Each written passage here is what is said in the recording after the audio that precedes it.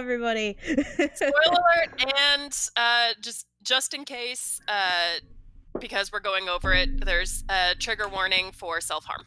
Yes. Because that'll probably come up. Yes. Okay, so last night happened.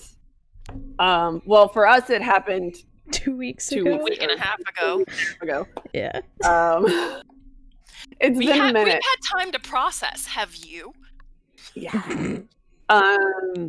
Stuff happened.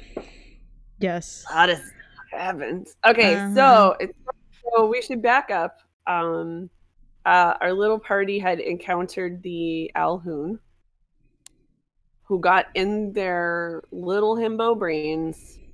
Himbo and twink brains. Yes. And because really one of the himbos did not. Yeah. And sort of gave everybody their first existential crisis. I say everybody. Mm-hmm. Robin. Their first existential crisis. So the start of episode 12 finds us just after that, after we've gotten basically safely out of the sphere of influence and everybody, but before we've reached the town, sort of this critical liminal space between that encounter and the safety of town. And it opens with Jack pulling Finland aside to pitch the plan. You want to talk about the plan? The plan. Oh, am I on that side today? Is that what I don't know where you are. You're technically there I'm for over me. here. Oh, see. Yes, Tanya, you're right. The way you were pointing was correct. Yes. Yes. Anika's right there for me, and then Tanya's right there. It's because it mirrors me, so I am mirrored for myself. Okay. So where I point the opposite is how it goes. I'm just gonna be like, this is Amelie. Yes. This is Anika. Yes. Okay, perfect, because that's what it is for me. Yay! Okay, so Amelie. So yeah, because Jack was absolutely in shock. Between how she is built and some magic. She went from death rolls to fully healed and able to do another encounter in a matter of 30 minutes. Mm-hmm. Just done. Actually, no, by the end of the encounter, she was fully healed. I was going to say, I think it was a couple minutes. Yeah, it was a couple minutes. It wasn't even like 30 minutes. She was fully healed by the end of the encounter. Which she's not. I built her to not be magical. She's not magical. She is just really rough and tumble. She's a tank. But she's never had to beat the tank before. And so in her protectiveness and in her shock, she just goes, I'm not dealing with variables anymore. I can't do these variables. It's not going to work for me. Because the constant that I could count on, my best friend, I couldn't count on for some reason. And so she says, she brings Finland aside and she just says, hey, I can't. I think that we need to go back to town, shower, bathe, get this event off of us, and then we gotta leave the non-combatants behind. Yeah. So it was basically this big discussion where the outcome was we are approaching fighting something that we know we are outclassed, and B, no is because this has become our quest. It is on us and maybe some help, but on us to defeat it because nobody else knows that it exists. And so there was this whole, we can't there's a fear of going into a big encounter with especially Robin, who is very much doesn't know how to look at anything like a battlefield. Like, everything is an interesting new experience. It's that very hedonistic impulse control where it's just very in the moment, but not understanding the landscape of what's happening. And I think both Jack and Finland felt like in the encounter with the troll / Alhoon, that it was a liability. And so there was this discussion. And then, of course, during that same encounter, when everybody but Jack was experiencing the oppressive fear that, the pall of the Alhoon was casting on everybody except Jack. Aster basically curls up in a fetal position and is crying. Casts one spell. Aster got the butt end of the thing for the whole time. Yeah. I failed all of my rolls for everything that session. Yeah. So. But it works, like, horrible in a rolls story for everything except for initiative. Yeah. I go first, but I do nothing. I was like, I go first? Oh, I'm still scared? Well, fuck. What am I gonna do? Yeah, I continue to be scared. Yeah, and I'm just really proud that I rolled well for once. Okay. Yeah. I was very balanced that time. Usually my dice roll like pretty really good. This time it was a little this, a little that. But so we're basically going into town now where it's the safety of town. Everybody's like relieved and whatever. And now Jack and Finland are like, we've got to take it upon ourselves because we've decided that we are the leaders because we are soldiers, ergo we are the leaders of this group, that we are going to tell Aster and Robin that they have to stay home. And Jack tasks Finn with breaking the news to Robin, which admittedly she knew at that time was like, she was just like, I not a good idea. If Robin looks up at me with those big kitty eyes, right, I'm done. Right. And like, she had watched Finland yell at Robin earlier, and so like Jack's just thinking, okay, this is going to be easy for Finland because Finland's already upset. Right, she'll just yell at the cat until the cat goes away. Yeah. And so like that way, Jack doesn't have to be the bad guy. Like, Jack was definitely trying not to be the bad guy. And she's not proud of it. But that's how it went. So when Finland does talk to you guys, I did a recording last night where my hair was like permed, like 80s perms. And so this morning it is struggling with gravity. So because you definitely took a shower within 24 hours, therefore disabling the ammonium thioclate. Right. My mom actually made a funny point. Thank you. When I was remaking all of the OOC, or like I'm starting to remake all of them, my mom was like, Tanya's had a different hairstyle every episode. And I was like, you right. It's true. So Finland goes to have this discussion with Robin. And the thing is that Finland also is real shook by the encounter because Finland, does not understand why she was compelled to run away and compelled to stay away.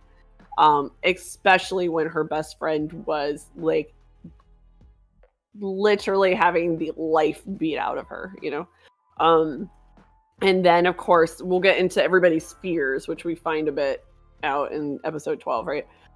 That's sitting with her, and so she's not really in the headspace to have this conversation with Robin, and is sort of just hoping that like the obviousness of it will also occur to Robin, Like, I'm just going to say, hey, we're going to have a big fight and you're not a fighter, so ...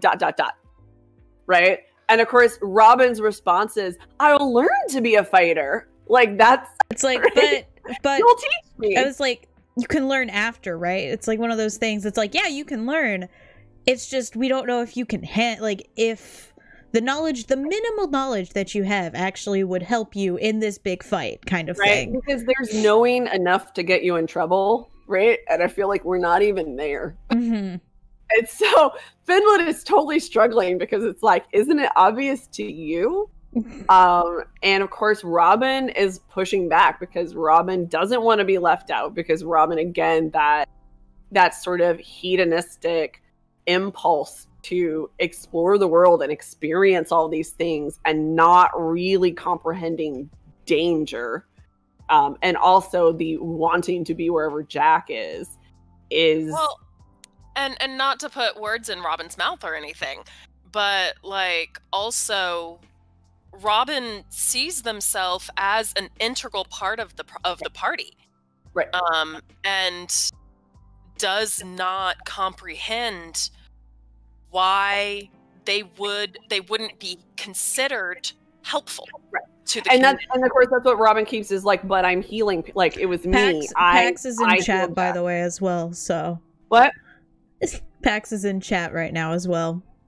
Oh, hi Pax. Mm-hmm. And they agreed. Right, and that's Robin is but I healed Jack. I was the one that was there, and that's where Finn just sort of loses it, right? Because this really shaky foundation that Finn is standing on right now is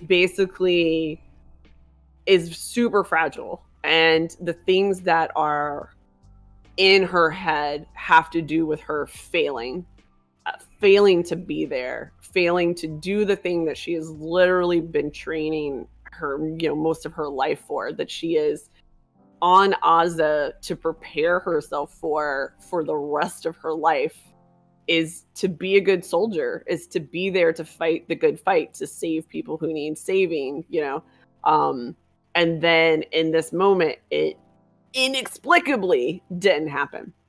And so unbeknownst to Robin, of course, Robin is picking all the right words that are poking Finn right in that eggshell. And it just cracks, right? And of course, Finland's way of dealing with anything that gets to be too much is to literally just walk away, right? So, like, you'll notice this is like the third or fourth time I think that it's happened where something got to be too much, or like Finland just didn't want to have that conversation anymore, and so she literally just walks away, like not saying anything. That's my mom solution. said, that's one thing that annoyed me too, is that Robin's only mindset was that they healed Jack and didn't realize they put others in danger. Yeah, which is like what Finn's trying to like, did you not, right? And so there's this whole, what we have here is a failure to communicate. And the thing is that Robin is right. Robin is an integral part of this group. And Finland, and to be fair, like, this is not the well-oiled like little centurion that Finn and Jack are trained to work with. Right. So like even they are out of their depth, really. And so a lot of this is also kind of taking it out on, at least for Jack, taking their insecurity out on the thing that they can't control.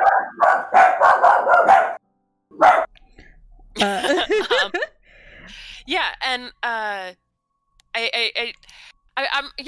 I'm defending to rush my I'm rushing to defend my paramour a little bit, because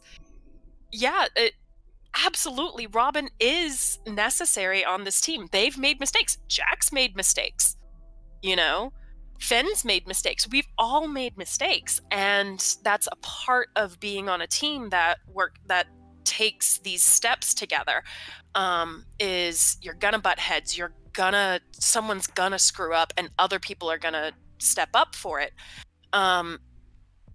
And like from the get, when I realized that Jack is going to want to leave the non-combatants behind, that was never what I knew as a player, as a person who works in community with others, knew to be the right thing to do.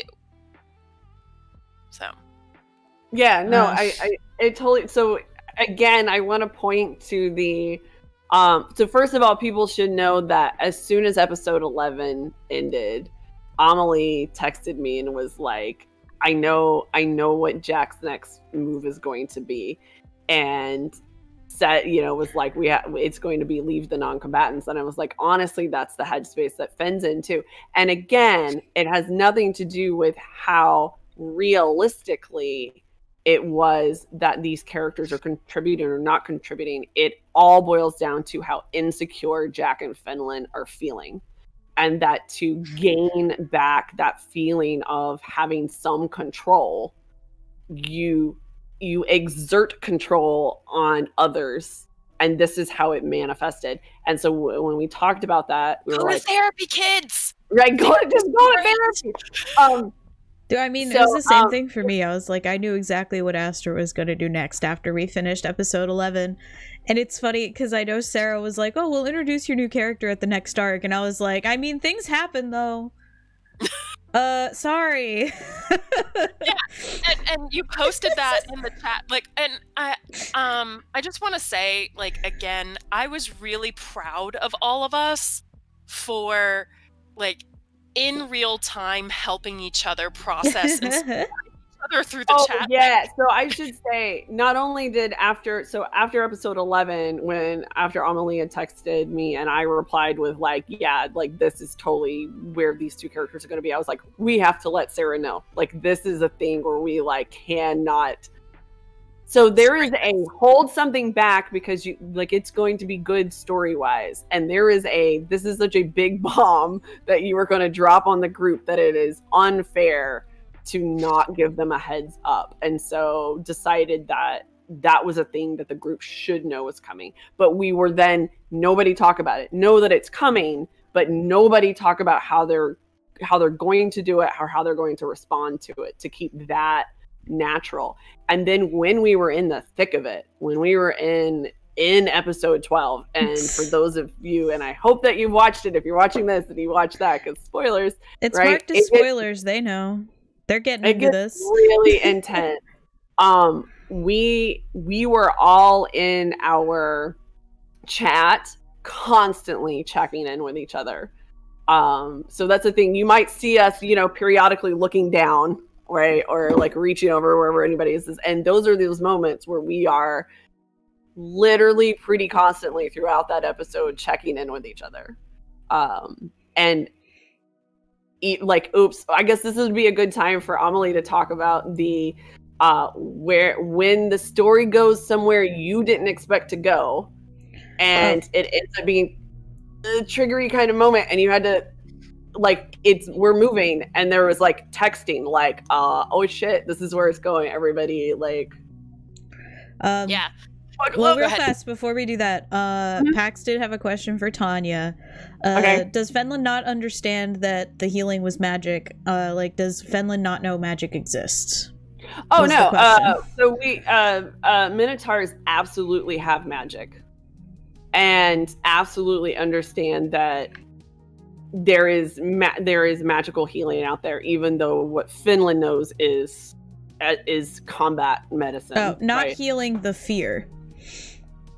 Oh, if not feeling fear is magical? No, not the healing magic, the fear.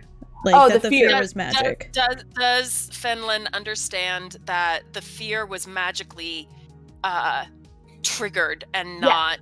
So in episode 12, when she's talking to Evard, right, which is her boss at the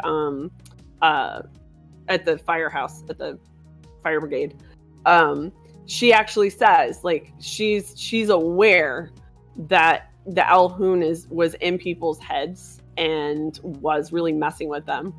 But what she doesn't know, because you can't just go, oh, it was magic, ergo not real, because that's not how magic works in the world.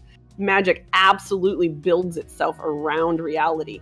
So when you see this fear, when you see this thing that is so frightening to you, you know, that we experience, and that you know, Aster experienced to the nth degree, you don't know. Aster saw nothing until you guys burned it. Like it was like a troll, right? Yeah. Yeah, until you guys burned the troll, Aster had no idea what it was. Aster right, and it was like infinite loop of Aster's worst fear until then. Right, and you don't know, because is that magic tapping into a subconscious fear and then making it real, right? Even though it isn't. Or is that magic tapping into something real, like something you know deep down is true, is a very real thing. And that's what Finland does not know. Is this thing that she saw made up? Because the magic sees that she has this childhood trauma, or is this thing that she's like a repressed memory? Like a repressed memory. And how do you know? Just, you can't say, oh, it's magic, and like, because you literally cannot know. Just because it's in your head doesn't mean it's not real. That's right. That's pretty much my reasoning behind having Aster leave. Because one, they had no idea it was a troll doing shit, and the whole time Aster's like thinking what their worst fear is actually happening, which is why they went to the Feywild to check on things, to make sure that it was not real and stuff. So, yeah. Where was I going before that? We're going to about Jack. Yeah, to places that we didn't realize were going to happen, and checking in on each other, and blah, blah, blah, blah. Not blah, blah, blah. Not yada, yada. And. So, I was not planning for Jack to deal with this. Like, this was definitely going to be something that Jack was going to be dealing with by not dealing with it and just keep moving forward. Next step, next step, next step. But then when I rolled that she didn't see Fenlin breaking down in the park, she suddenly was alone for however long it took for Fen to talk to Evard. And I was like, okay, well then, what's going on? You know, what is she doing? What is Jack doing? And I was like, oh, this is when the shock wears off. This is when, you know, the dissociation stops and she comes back into her body. And her body's been through a lot. And so going from that, her body is a tool that gets the next job done, to, oh my God, my body was dead. You know? Cause like, and she actually does ask Finn, she's like, did I die? And like, I think that Finn couldn't accept that she might have died. I think Finn, for Finn, it got too close, and that's all that Finn is willing to admit, is that it was close. And so, but Jack is very sure that what she experienced was death. But that's so incomprehensible to her. Again, this like, is not me metagaming, but 100% I feel like Jack should talk to Whistler, because Whistler experienced the same thing. Oh, that brings up a point that I wanted to ask though. So Whistler talks to he is not in the Discord. No, I don't know. It's the Guardian at the temple though. He is not listed on the Discord, so I've no idea. Okay, somebody list it. So Whistler got to talk to somebody. Right, Whistler could talk to somebody, right? Finland talked to Evard, but Jack never really gets to talk to anybody because Finn comes back and is basically like, sorry, moved I keep on? moving shit. right? Yeah. And so Jack never gets that processing time. That process. Yeah. And so, yeah, all of Jack, and because of that, Jack's processing does turn self-destructive. And I have to make a decision on how that's going to keep playing, if that's going to keep playing out, how that's going to keep playing out. Like, does she dissociate again? Does she stay in her body? Self-harm become a thing that, yeah. So, yeah, and I, okay, again, y'all, trigger warning, I'm going to be talking about self-harm.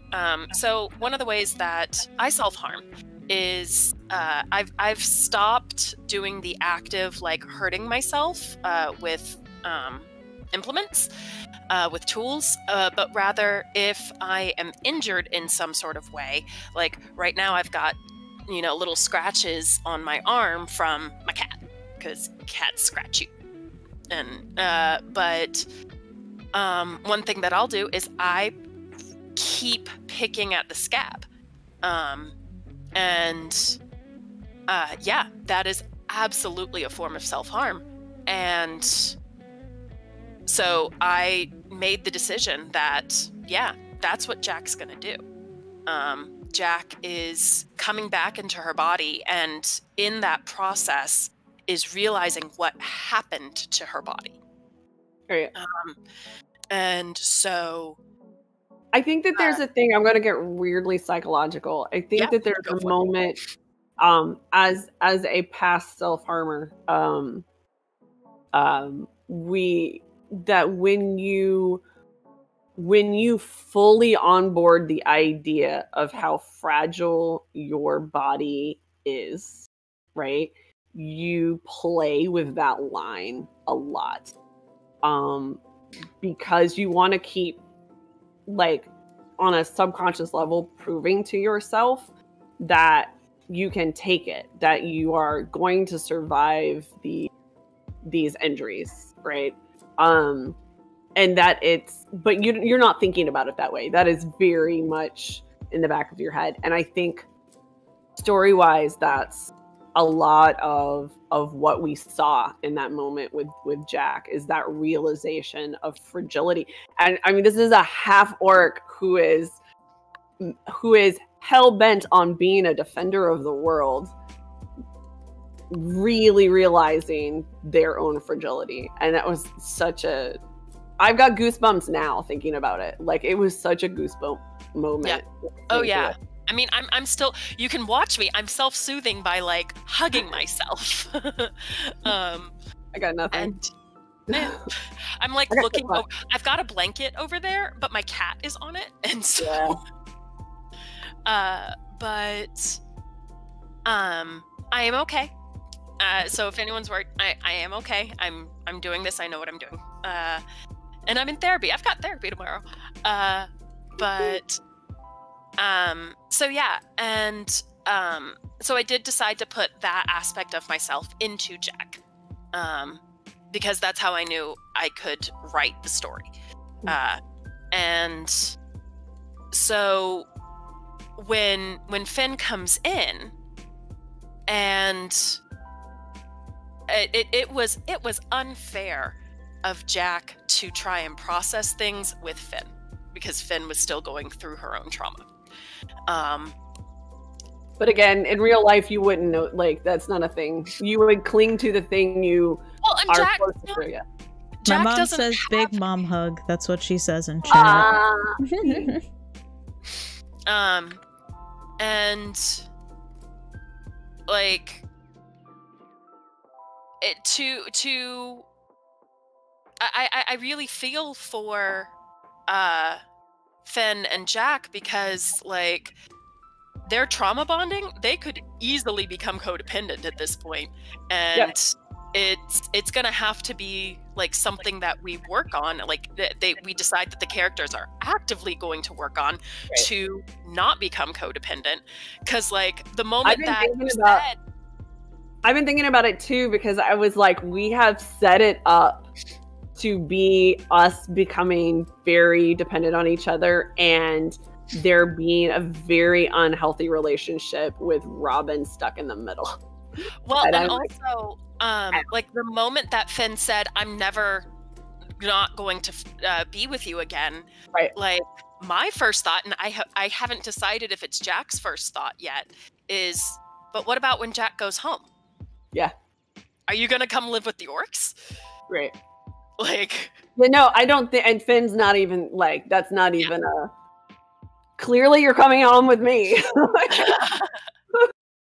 Like, it's just not a thought. It's just, that is so much playing into this primal fear that was not there before, but now this sort of nascent, I couldn't be there then, ergo I must never not be there in future to make up for this thing that I had no control over.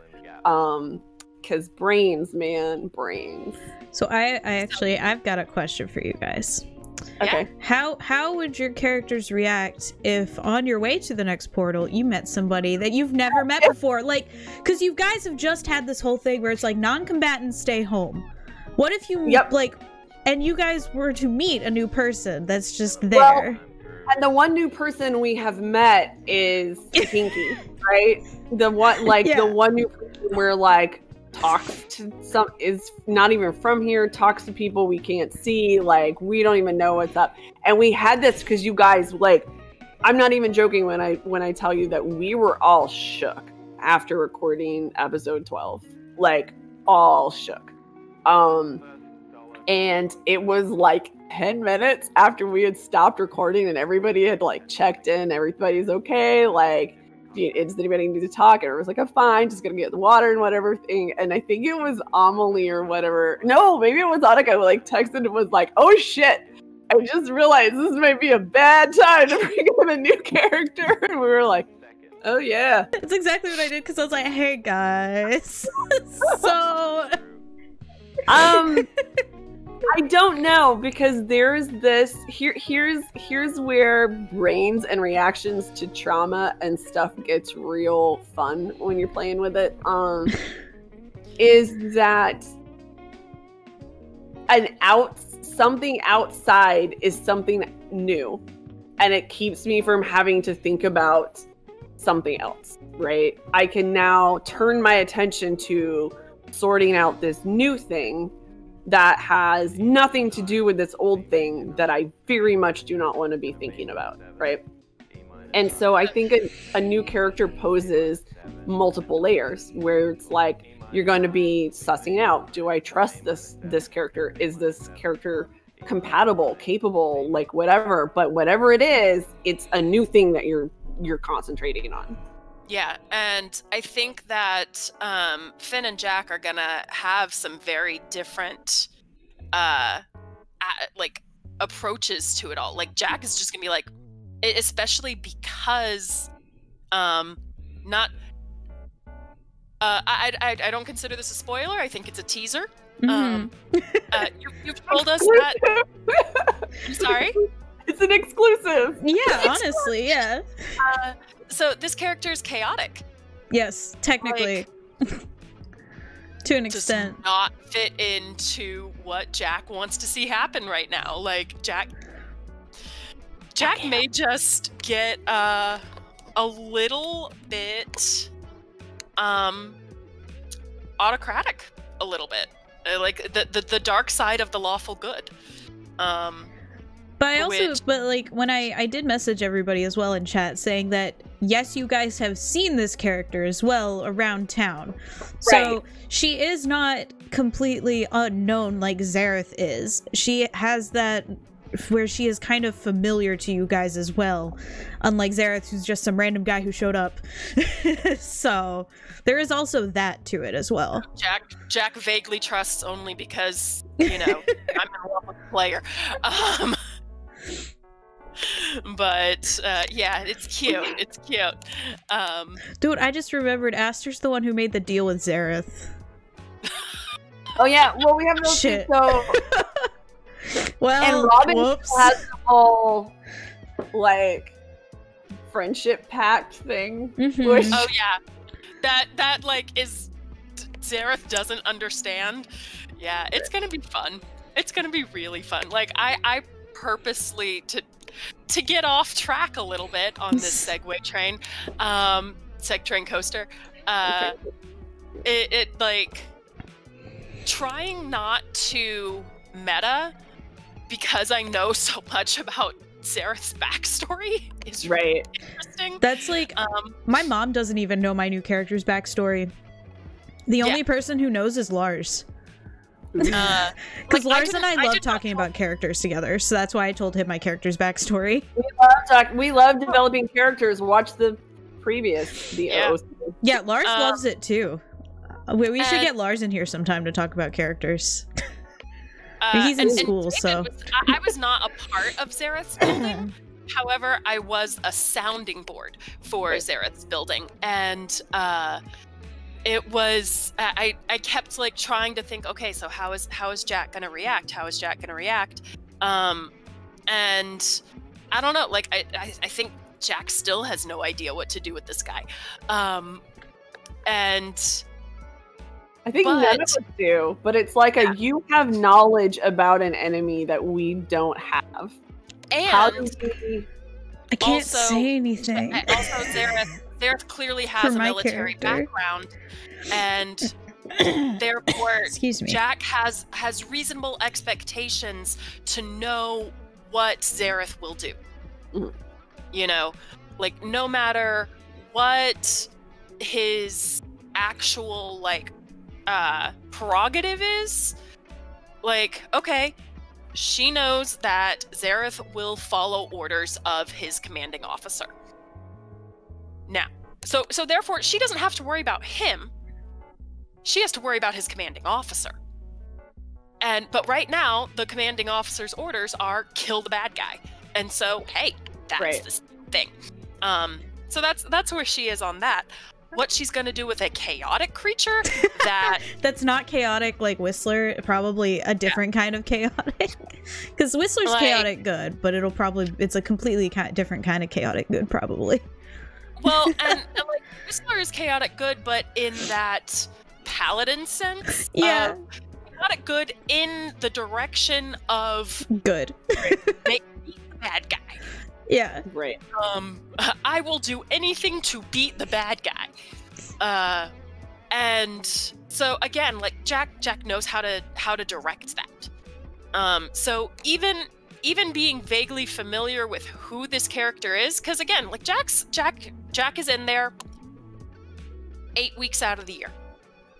You know? Yeah.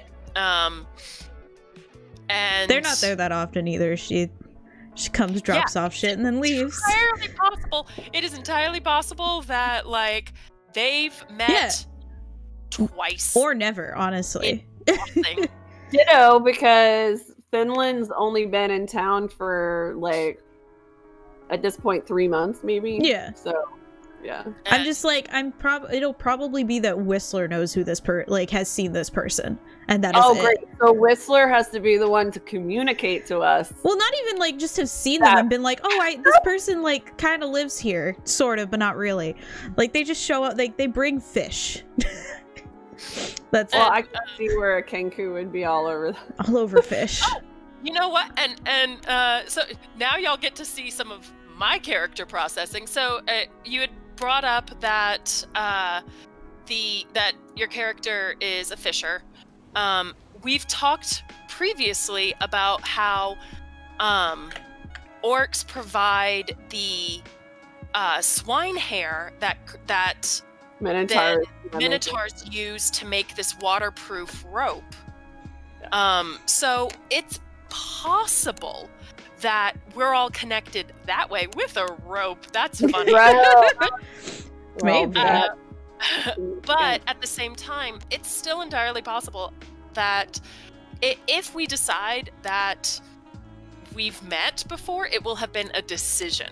That's a meta decision that we have to make. That's why I was like, there's a chance that you guys have met this character because they fish and stuff. Yeah. So I would like to get with you after like for a minute and make this decision. Yeah. We should probably, because we record this Sunday. It's okay. I'm still coming up with stuff because I had already decided that they're an arcane trickster, and I was like, I'm still messaging because I want to multi-class as something, and I'm messaging Sarah, and I'm like, because Lars loves coming to me and talking about characters and stuff, and he's like been telling me about multi-classes I can do with Rogue, and I'm like, God damn it, Lars, why are you doing this to me? Why I have to tell you guys, so I'm gonna be running a campaign for like friends and family. So Anika knows this. Actually, I think I told the group because it just cracked me up, because I'm like, D&D has so many classes, subclasses, multi-classes, gestalt characters. Like, there is a plethora of choices out there, and yet 3 of my 5 players came to me and were like, I'd like to play Hexblade Sorcerer. I'm like, all D&D available to you, and that's what you... Okay. Well, and then I said, I'll be the Hexblade. Yeah, like I'll be the Hexblade. I was like, sold. I'll be Deacon, right? From Amnesty. Beacon from Amnesty.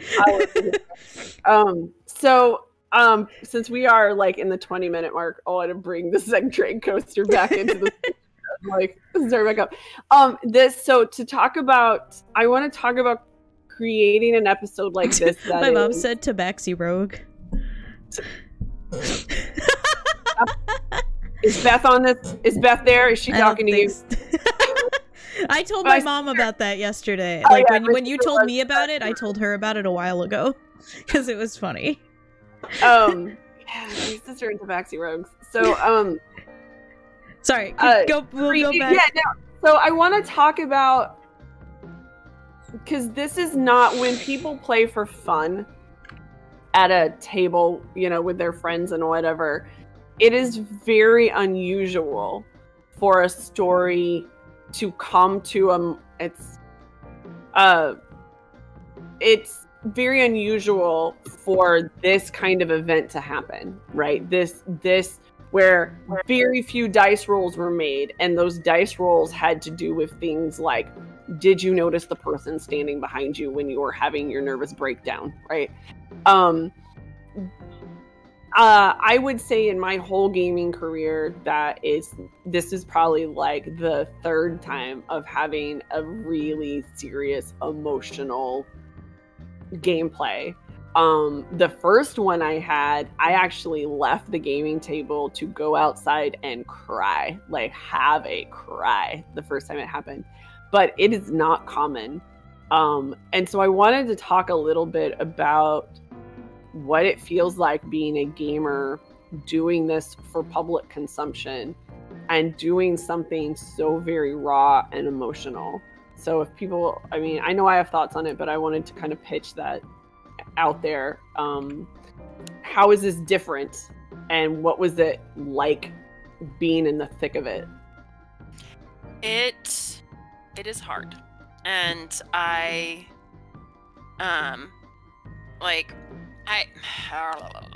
so something that I struggle with sometimes, as a person, and not just a player, not just a presenter, is that I have a very well crafted persona.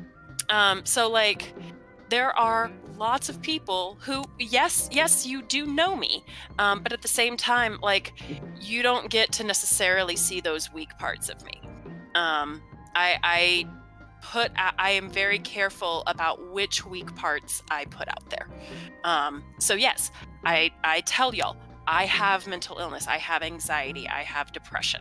But there are parts of me that I don't talk about. And so then having crying on screen and having it not just be because my character is upset, because I'm upset, was something that I was balancing in real time. And I appreciate y'all being I'm very glad that y'all are very much a that we are a consent-based group that says what you will give to us, we will take, and we will not push further. I agree. So interestingly, when I was doing the scenes where I was Finland, right, and I was in the middle of it, it was my theater brain. Like, it was all like character-based improv work going on in my head, and I was invested in the character creating that story, but I was but I had that whole, I don't know, like, I mean, all actors like approach things a little differently, but I both simultaneously exist as a character and am watching this character to a camera kind of thing. And so but largely in those moments, I'm invested in creating this character's story and rounding out this character and trying to describe what she's doing and feeling in these very full ways, or as full as I'm able to articulate at any time. And so in my scenes, and I'm really, because I haven't gone back to watch the episode yet, right? Because I was filming another episode for another show last night, so I haven't seen it yet. I don't know how I'm going to react to actually seeing them. The places where I was very emotional was watching other characters. I'm glad you guys didn't make me cry, because my face would have burned. And I said that in the episode, and I was like, thank you. I said it like during the episode, and I was like, I was watching that part with my mom, and I was like, Mom, you've seen my eyes burn before when this happened, so I'm glad they didn't do it. Yes, and also, Tanya, at the same time, like, they say write what you know. Mm-hmm. And that is also a large part of improv. And so that's where I got caught, was because I was writing what I know and also acting it out. Yeah, no, it's a fine line. Like, clearly, like, I know from being me, especially younger me, and being the kind of person who had big emotions and had not yet figured out the tools for expressing those emotions or coping with those emotions, or using those emotions to work through any trauma, understanding them. Yeah, right. And so I'm thinking about that, like, where was college age Tanya? And this is the kind of thing where she would have become, just like Finland, so frustrated with everything, she would just become destructive, right? Because beating something up externally is somehow cathartic to beating something up internally. And so that's where I was like, I'm going to use that, that honest, very real thing that I know is the thing that people experience, because I myself have experienced. And that's where I feel like that's very true to Finland. Because this is, you got anger issues, you're sad, you're not feeling well, you're taking it outside and you're hitting the Pell, right? Like, this is how, like, soldiers train. Like, every day you're out there and you're going to just go take it out there. Well, what if, like, what you want to take it out on is, you can't hit anything. You can't hit the individual in front of you. You can't hit a thing that's in your head. And so Finland's like, I'm just going to break picnic furniture, because that seems like it's doing something. It is definitely a sensory overload sort of thing. And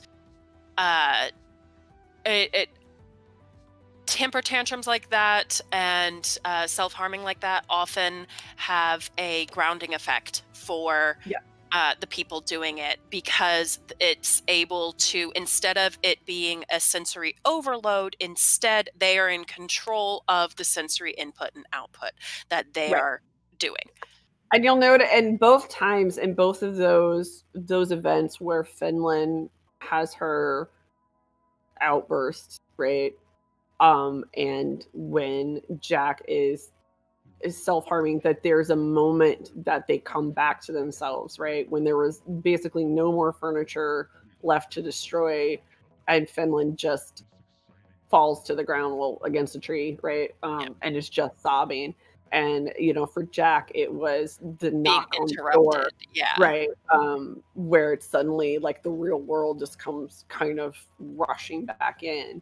And that's again where we were talking about comparing the cathartic arcs of the two characters, is because when Finland finally just falls exhausted, there was somebody there to literally pick her up, right? And literally talk her through it and give her the floor to say everything that she needed to say. But with Jack, Finland's come back from this and is like, I'm just tired and want to go to bed. Like, here's a towel, here are some clothes. Like, like, you look fine.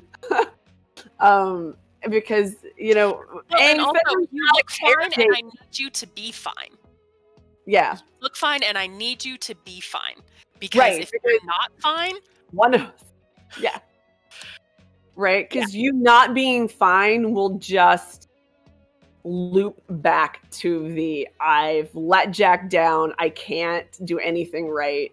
And so it's just, I'm going to literally ignore anything that might give me the impression that Jack is not okay. And so, there's nobody there to pick Jack up and talk to Jack. Yes. Yeah. So I've actually been wanting to ask this question for a minute now. I want to know what was happening with Aster when Jack was talking with them. Oh yeah. Like, what do you mean? Like, I know Jack's reaction was she was building herself up, she was psyching herself up to, convince Aster to stay home and not go with them.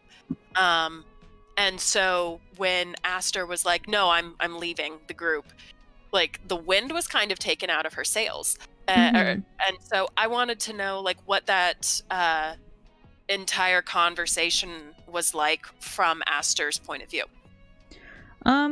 Well, since Jack never got to the point and Aster was just like, I'm going, I guess Aster probably just assumed that Jack was trying to like find ways to comfort Aster, because that was what Jack was trying to do after the fight too, was just like, do you want me to help you? And that was basically all Aster encountered the whole time, was Jack being like, do you need help? Can I do anything to help you? And all that stuff. And so I think Aster just assumed that that was what Jack was trying to do again. And Aster's mind was just like, gotta go home, gotta pack, gotta do it as fast as possible, gotta sleep at some point, and all that stuff. So I find it amusing then about that miscommunication, because like it went from Jack trying to like choose her words carefully as like, okay, I support you in this, but like Jack's trying to make sure that, Aster's not like stomping off, whereas I guess Aster then is just assuming that Jack is like trying to be like, okay, Yeah, that's like Aster really just saw it as like, are you sure that you want to do that kind of thing, instead of like trying to get them to not go with them instead, I guess. So that's interesting. Yeah. A little background. Did I say big cow energy in episode 12? Is that it? Sounds maybe familiar. I don't know. I just remember that I said we should make a shirt out of it. Maybe we said that during the OOC last week. Maybe, because I'm trying to remember what I said when I was when Fenelon was talking to Robin, and she got the like real mad where she like made herself real big and started huffing, and I was trying to remember, is that I what don't I remember said? what it was, but I remember saying that we should make a shirt of like Fenla being like, yes, and it says big cow energy on it. That's what I thought about. I find it really interesting that, and again, because playing with stereotypes and expectations of races and that sort of thing, you've got this big ol' half-orc who, like, traditionally half-orcs, are gruff and like you would expect the half orc to be throwing the temper tantrum. Right. Take no shit, but give it all the yeah. Dish it out. Yeah. Like we don't do no harm but take no shit. We just take no shit. Right. But instead it's the tiny elf who is having all these anger issues and destroying things. Meanwhile, it's the half orc with her knees up to her chest in the bathtub, like having the existential like disassociation, reassociation event. Right. Well, it's also interesting because like it's Jack who is, you know, having this progressing relationship with Robin, who's shy at the prospect of it, you know, who is you know, likes sewing flowers on to repair, you know, rips and skirts and all these things. And then there's Fenlin, who is like show no emotion, like, but because this is the case, break down. And I do appreciate it. It is it's a subversion that I really enjoy. It's really fun. If we did not consistently remind you that Jack is a half orc and that Fenlin is not a minotaur, right? That she is. I mean, she's tall-ish. She's 5'10", right? But she's very lithe, very slender. That's still a foot shorter than Jack. Right, it's still a foot shorter than Jack, right? I think you would forget. I think you would 100% forget that is those are the races, because dude, Aster's taller than Fenlin. Aster's like 6'2". Yeah. Well, you gotta remember. I didn't realize that. Like I thought, okay, you know what it was? It was the upsies. With the fucking Yeti, yeah. Upsies with the Yeti. It's even funnier because the Kenku is shorter than Fenlin. Yeah. Ergo, much shorter than Aster. Yes. So Upsies was like even more awkward. Oh yeah. That's true. I didn't think about that one either. I forgot Whistler carried Aster as well. Yeah. Whoops. Okay, so thank you for bringing that up, because I 100% forgot, and after Upsies took a foot off of Nah, Aster's like 6 feet tall. That's hilarious. Because I did say that earlier as well. I said that earlier with Robin. Because I was like, I'm like twice as tall as you, Robin, is what Aster had said at one point. Because I almost am. Yeah, no, Robin's like 3'6". Oh, okay, so almost, yeah. Almost. Because literally half my size. Yeah, so definitely half Jack's size. D&D elves are shorter than humans, right? But Lord of the Rings elves are taller than humans. I only made Aster 6 feet tall because, like, basically what I did was I mixed, since they were a drag queen, I just like mixed aspects of like guys and then aspects of women and put it together. Which is why they're so tall, is because that's like dudes are tall, so I made Aster tall as fuck. I tend to take aspects of the D&D elves and aspects of Lord of the Ring elves and like blend them. I mixed like everything together and made a character. Whatever. Okay, so we are basically at time. So is there anything that anybody wants to ask us, or has something they want to say to us, or is there anything that we want to wrap up on how to make a traumatic episode? So, therapy for everybody, Medicare for all, and therapy for everybody. Yes. Mental health is healthcare. Like, mental health care is healthcare. If you are in the Houston area, Montrose Center offers a sliding scale for mental health caretaking, and I think in Austin it's Blue Bonnet. I could have the name wrong, but I think that's the name of it. I could look. Montrose Center is really awesome, and like I said, they have a sliding scale, and right now they are doing telehealth. So it used to be all in person, but it's now telehealth because of COVID. And so even if you're way out in the suburbs of Houston, looks directly to their left, it is accessible. Wait. No, it's my right. Yeah, so next episode of Yas is going up February 10th. We are recording that this Sunday. Yes. Next OOC is on the 4th of February. We're in February soon. Oh my god. Already. I'm not okay. I haven't even started making my Sherwood costume. So... I have the fabric, that's it. I do. Yeah, I have fabric. I've most of the fabric. So time is ticking. Are we back in January yet? Like, I'm not ready to admit about February. Can we be back in January now? Yes. We're still in January, so you're good. Cool. You got it. Cool. All right, thank you. So, I still don't know when we're gonna stop doing this and take a break from this game. It's gonna happen. I don't know. Here's the thought I would like to end on. I think it's not necessary when you're playing, at the table with your friends and family to necessarily take a story and the characters in this kind of arc where they're going to have these very traumatic forging moments. It's not, sometimes you just want to do a dungeon crawl and part of doing the game is blowing off steam with friends. It's not necessary.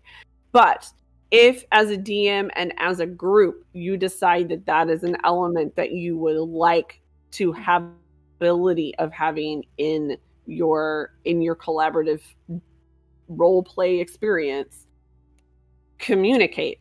I feel like we end the OOC episodes with this so often. Communicate, right? We have a consent sheet that all of us fill out.